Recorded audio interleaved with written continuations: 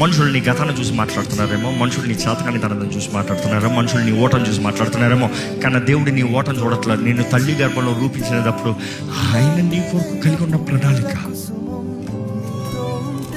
మాట చెప్తా ఉంటే పరిశుద్ధాత్మ నన్నే దర్శిస్తున్నాడు. ఎందుకంటే దేవుడు నీ కొరకు తలంచింది గొప్పది. దేవుడు నీ జీవితంలో చేయగలిగింది గొప్పది.